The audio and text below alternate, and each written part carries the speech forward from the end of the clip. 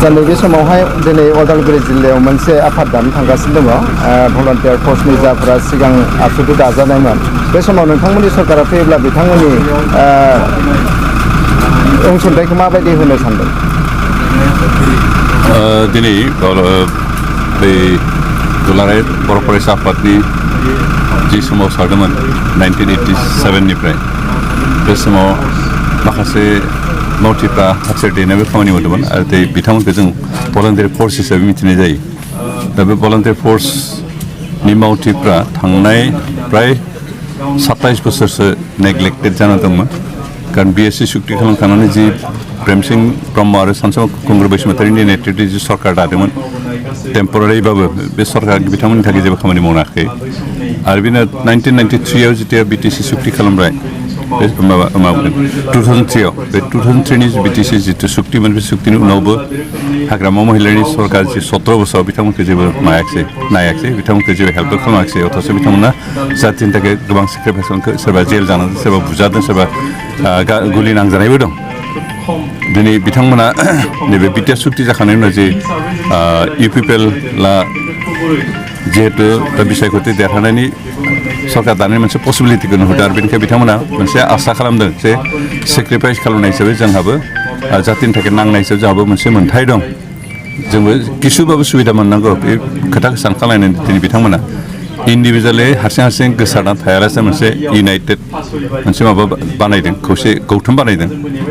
बे संगठन हिसाबै नङा खिन्थु एक्स भलन्टियार वार्कार्स एस'सिएसन बिदि दादों जाहाथे बिथांमोना ज' जानानै सरकारनि खाथियाव मोनसे गाबख'नो हायो गावसोरनि अभाब अभियोग गावसोरनि समस्याफोरखौ लानानै दा बिदि लाखानानै दिनै बे समस्याफोरखौ लानानै सावरायलायनो होननानै मोनसे दिनै हयथ' बिथांमोना हल बिटिआर ओनसोलाव नङाबाबो उदालगुरि जिल्ला हिसाबै मोनसे कमिटि दानो ओंखारदों आरो बे बिथांमोननि बे नाजानाया थिगानो जादों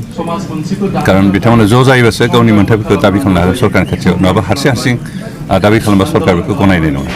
दा बे हिसाबै बिथांमोना जि दादों बेखौ जों बरायदों आरो दिनै बिथांमोननि बांसिनानो खिन्थु UPPLआव जइन खालामनानै UPPLनि सोद्रोमा हिसाबै खामानि मावदों दा बेनिखायनो जों बिथांमोनखौ बरायदों बिथांमोननि आफादाव जइन खालामनाय आरो बिथांमोननि जि आफाद दादों माबानि थाखाय खौसेथि खालामनो थाखाय जि इउनाइटेड मोनसे एस'सिएसन दादों बेखौ जों बरायदों आरो जों बिथांमोनखौ बेखौनो आसा होदों जे जिहेतु जातिनि थाखाय बिथांमोना मोनसे सेक्रिफाइस खालामबाय दिनै भलन्टियार फर्सनि एक्स वार्कारानो जा BLTनि एक्स वार्कारफ्रानो जा गोबाङानो सरकारनि सुबिदाफोरनिफ्राय मोन्थाय बेबायदि मोनाखै गोबां सुबिदानिफ्राय बन्सित जानो गोनां जादों बेनिखायनो दिनै जों UPPL हिसाबै बेखौनो डिसिसन लादों जे UPPL सरकार दायोबा बे भलन्टियार फर्सनि एक्स वार्कारानो जा बा BLTनि एक्स वार्कारानो जा एबा आथिखालाव सुक्ति जानानै जायफ्रा मेइन स्ट्रिमाव फैबाय NDBनि मावथिफोर बिथांमोनखौबो जों जेसेबां हायो UPPL सरकार दायोबा BTR सरकारनिफ्राय अनसुंथाइ जों होगोन जाहाथे बिथांमोनहा गावनि सेक्रिफाइसनि